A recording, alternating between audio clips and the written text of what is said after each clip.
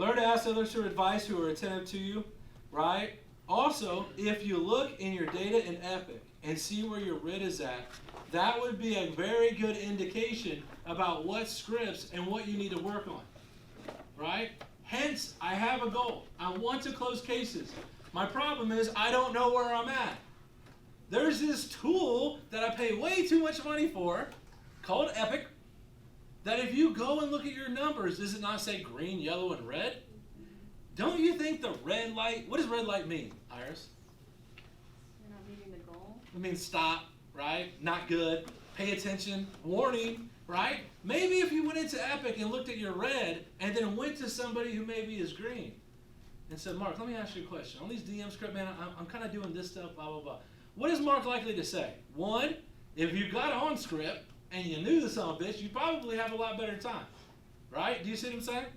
Realize being in control. This is step 4. Realize being in control will be uncomfortable sometimes, but it's worth it. It's like learning to ride a bike for the first time or swim.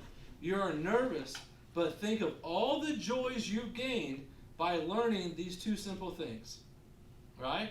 So you remember when you're a little kid, you got to ride a bike, you're like, oh my God, I'm going to fall off. Or, you know, the first time you had to learn how to swim, they're going to throw you in there, you're like, I'm going to die. Right? But you learned, right? For the most part, everybody's learned. Now everybody knows how to ride a bike and swim in here. For the most part. All the joys you had riding that bike around your neighborhood with your crew. Right? Imagine all the joys you've lost by going to pool parties as a kid. Because you had the fear of getting uncomfortable. Do you guys see what I'm saying? That's the same level of what's here in life if you can get past the fears you have and willing to get uncomfortable to learn the skills you need to do the right things here. Do you see what I mean? All the joys you will have. Some of them, you know, I don't know, I'm taking you to Cabo, right? Taking you to the Bahamas, Jamaica, right? The Grand Caymans.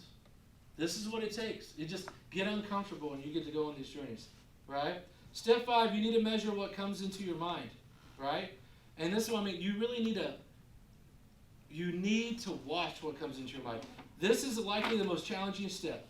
I'm not just talking about the friends you keep and the audience around you speaks, but I'm also talking about what's called the daily bread you place in your mind, right? I'm talking about your social media feeds, your news, the books you read, the movies you watch, the TV you're looking at, right? We've all been to a movie. Let me give you an example here. We've all been to a movie, right, where we show up, right? And we leave the movie feeling differently than before we went. Is this true? Right? Like it's hard for me not to race home after watching one of the Fast and Furious movies. Right? Like I just want to drift out of the parking lot, right? And like flex my arms, right? Yell something about family out the window, right?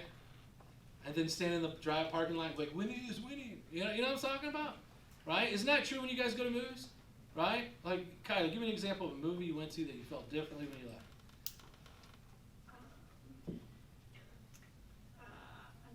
I think the last movie I watched was Birds of Prey.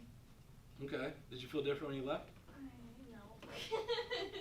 All right. I don't know. You have one?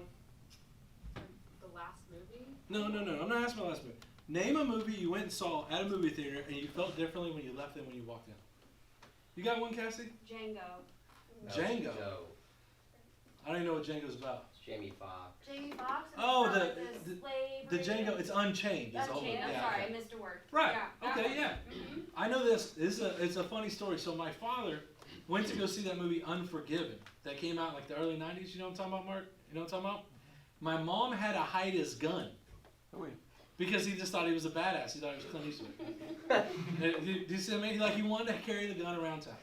Right? So you guys all feel that. Why, if you've had experienced that, and if you're not recognize it, because the things you're putting in you are changing the way you think. Right? Right? The things you're putting into you change the way you think. So, what are you intaking?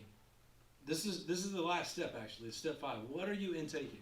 If you're looking at just negative things, right? I can tell you right now, this day and age, if you're just looking at negative stuff, you're going to find yourself at extreme levels of the political spectrum. You will find yourself at the extreme left, or you will find yourself at the extreme right. and neither of them are healthy. No.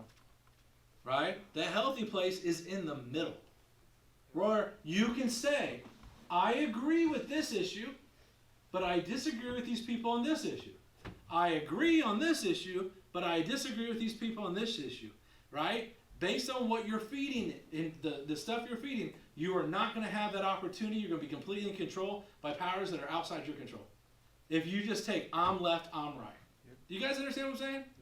Right? Because your feed, right, is programmed, right, to give you what you intake.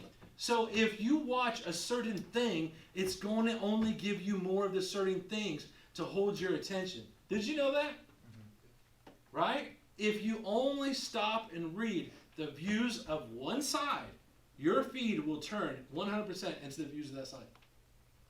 Like, no, you guys are getting me here?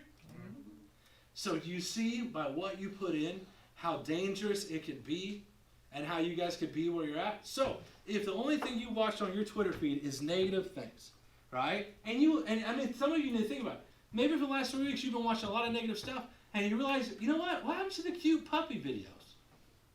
What happened to the cute bear videos? Remember, I used to get on Twitter to laugh.